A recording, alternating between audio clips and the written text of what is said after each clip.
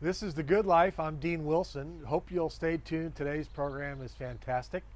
Donnie Feller and Diane Lee are with us. They are on staff at the Turner Foundation, and they work in low-income apartment communities in community centers, learning centers, with low-income kids every single day after school. It's a fantastic program. I think you're going to really like hearing about it. Plus, you can hear about Donnie's first kiss. So stay tuned. The Good Life is next.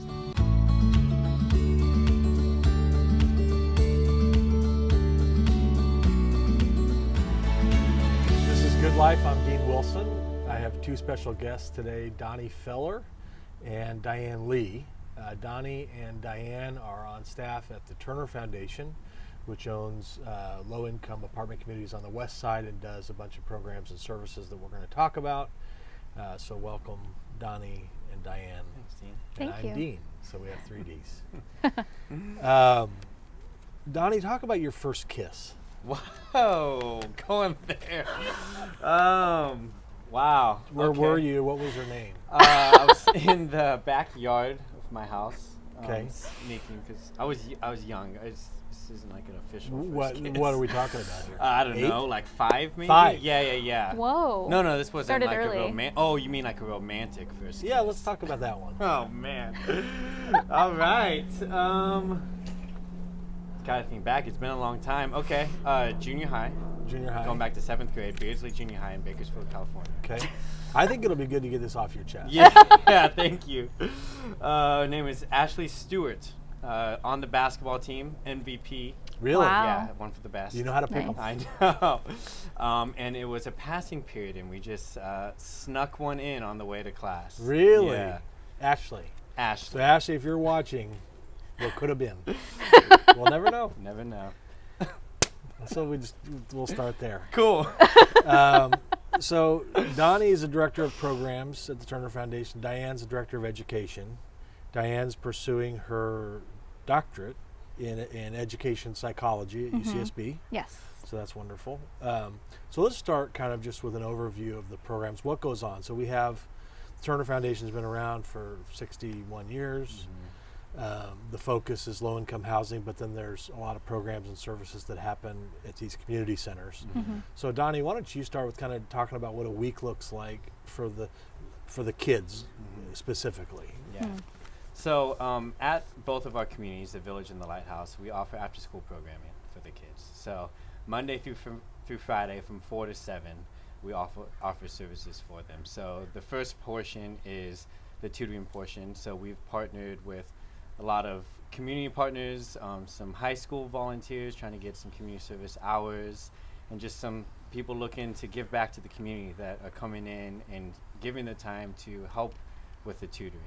So Diane works very closely with them, making sure they are trained up and they have the proper materials to best support our kids academically. So we do about an hour and a half of tutoring. Then we do PE daily to get them some physical education. And then we move into the later part, which is our enrichment. So the last hour from 6 to 7 every day is a different enrichment. So we have, we're partnering with Everybody Dance Now, which is another nonprofit in Santa Barbara, where they come in and teach our kids choreograph hip-hop dance, and through the lessons incorporate social and emotional learning. We partner with the president of the Arts Fund, and she comes in and created an art curriculum. So it's like an official, well-established art program for our kids, and she meets with them once a week and does art classes. We have something called the Good News Club, which is a like small group Bible study. So we have some volunteers from the community that come in and lead Bible stories and activities and arts and crafts and worship with our kids at both properties. And then the other thing we do is an elective, so that's rotating every week. So maybe it's a staff member that steps up and directs and leads and plans that. Maybe it's a volunteer from the community. Maybe it's one of our interns that we have where they're trying to practice some professional development and practice putting a lesson together and teaching a lesson to kids. So that's once a week also at both properties. And then every Friday, we call it Fun Friday, we try and have an opportunity for the kids just to get off campus. Since our after-school program is on the properties, we try and have an outing at least once a week. So maybe that is going to different community partners that we have, doing some community service. Maybe that is doing some fun activities. Maybe that's going to the park, going to the beach. But just an opportunity for us all to get together, build that community, build that relationship, and just have a good time on our Fun Fridays. And talk about the music part. And the music, yeah, sorry, I missed that. So music is something that we offer multiple days a week. So all the kids in our program, they are in our music program led by David Rojas, who's put together this fantastic curriculum. Talking about music exploration, relating it to what's going on in our society and our culture today and past history events.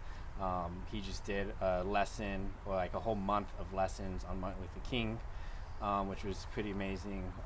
So it's an opportunity for them to connect music to the life around them, but also he does music lessons, so one-on-one lessons, and he's putting together a jazz band who practice once a week too. Wow. So they can eventually go out and perform in the community. Yeah. Mm-hmm. You know, I've heard that there's a strong correlation, a strong importance on where kids spend from the after-school time until dark. That those hours can go one way or the other. Yeah. I mean, and many times, I think in neighborhoods like the ones you're in, it can be not a fruitful time where there's trouble, whatever it is. So what you're saying is this is a place on the west side, two places on the west side where kids can go get education, get art, get tutoring, get music, get fun. It's a great thing. Yeah. Diane, talk about the educational part. Obviously, education is your passion, and it's a big focus of what goes on there. Yes. Talk about kind of number one, kind of your passion for education, and then kind of what your focus is and hopes are for the kids at those communities. Yeah. So I come from a background of looking at psychology, looking at how children learn, and not only learn, but how the motivation that drives them to learn. Because of these interests, I wanted to apply, I didn't want to just learn theory and have all this knowledge in my head. I wanted to apply it to day-to-day life and to help students, especially in marginalized communities. So because of that, I found the Turner Foundation, saw the vision and the mission that Turner Foundation has for the city of Santa Barbara, and that really aligned with what I wanted to do with my doctorate education. And what I'm mainly interested in is the intersection between social emotional development and academic performance. So a lot of our students and our youth, oftentimes they don't get that positive adult role model at home. Oftentimes they will be kind of like latchkey kids. They're just outside till nighttime and doing, I have no idea. And so because of that, I'm really passionate about having positive adult role models in our staff and volunteers, and building this relationship with them first and foremost before the tutoring and the homework and all of that academic stuff. So because of that, I feel like we've seen a lot of growth. We have a very low teacher to student ratio, so at this point we probably have one teacher to every 2 to 3 students. And because of that, we can provide really meaningful relationship building as we teach the students. And so in the combination of social emotional development and support with the academic tutoring and helping with homework, we're seeing a lot of great results in a lot of our students. And you guys work with the schools, right? Do you, Yes. I mean, do you have relationships with teachers and principals? And how does that work, and how does that help the process? Right.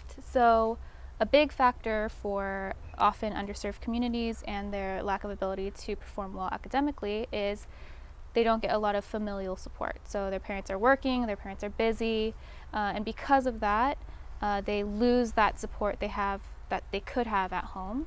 What we do at the after-school program at the Turner Foundation Learning Centers is we would like to build kind of like a triangle of support around each child. So each point being the teacher of the classroom, the parent and family, and then us during the after-school program.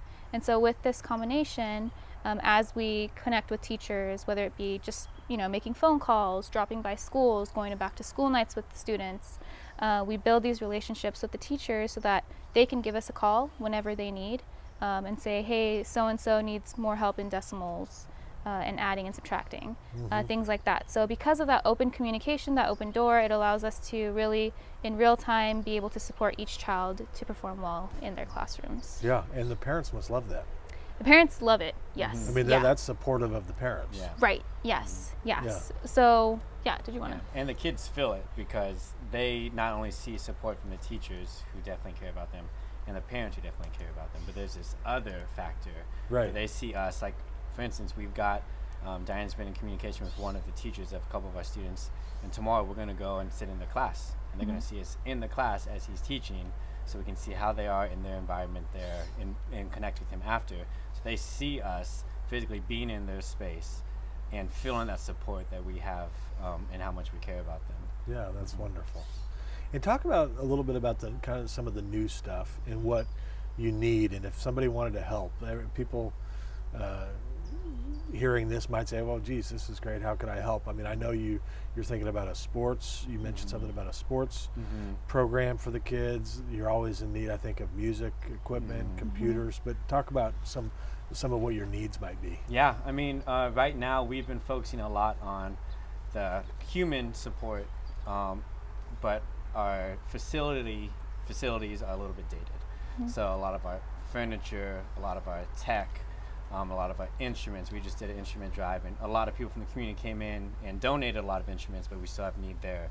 So in all of those aspects, I mean, there is a lot that we still need. So we're looking at refurbishing some of the furniture, trying to get more laptops and headphones, instruments for the music program.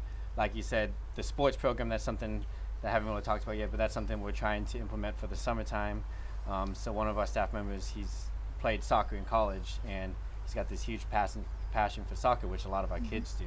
So he's in the process of going through all the steps to start our own soccer club through the Turner Foundation. Awesome. But it's starting from scratch. Yeah. So we don't have any jerseys, we don't have any equipment, we don't have any soccer balls, any cleats, any shin guards, any of that stuff. Right. So we're going to have to pretty soon start going out and trying to get that. Yeah. So that would be a huge way that people can support the Turner Great. Foundation.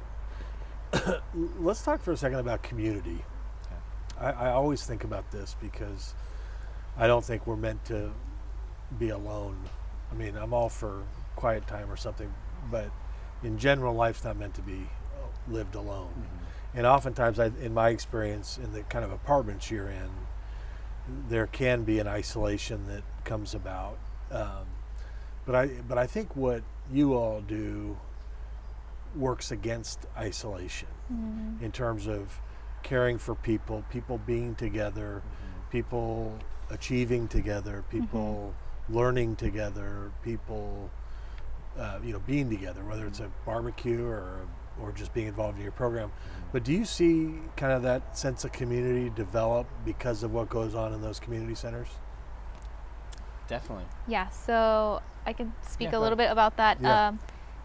I feel that because we see the kids on a day-to-day basis, we see them every single day, and if they don't show up to the center and we're expecting them, we actually can just walk to their door. So that's the good thing about the model Right. of They can't operating. hide. They can't hide.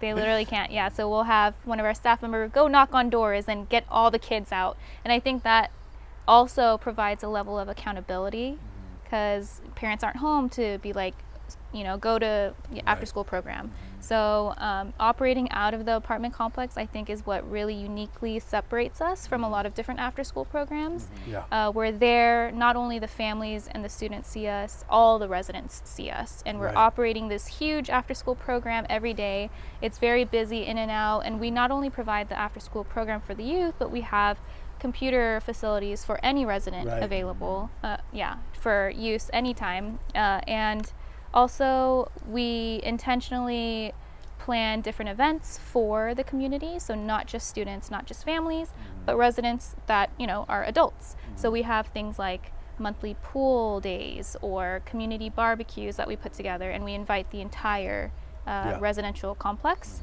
And with that, I feel like it's just been awesome seeing all these people come together, and without this program, I feel, they would be strangers. Right. But having that has really, developed a sense of community among everyone at the apartment complexes. Right. Yeah. Yeah, and I think, like you said, community being a focus. Like you listed all these things. Like the goal is we want to do life together. That's what Right. community is. You Right. know? So we may do this specific after-school program, which is a certain service that we offer to all of our residents.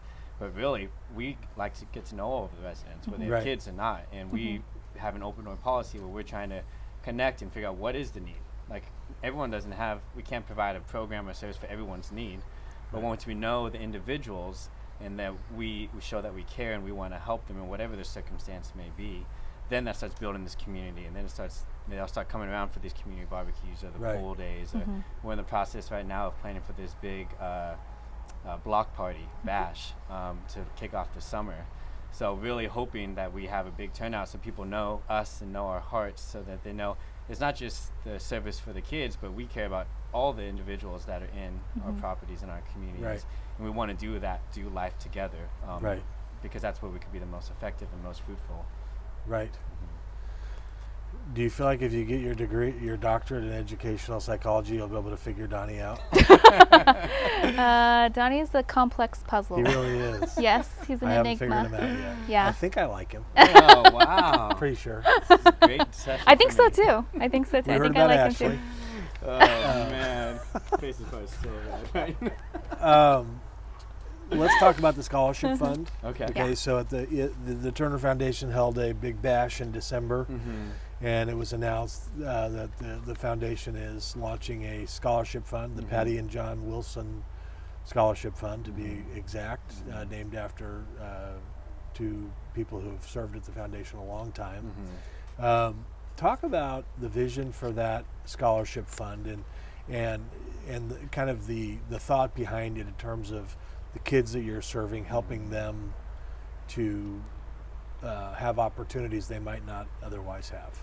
Yeah, I think this is, like we were saying earlier, this is one of those opportunities for us to support families in different ways.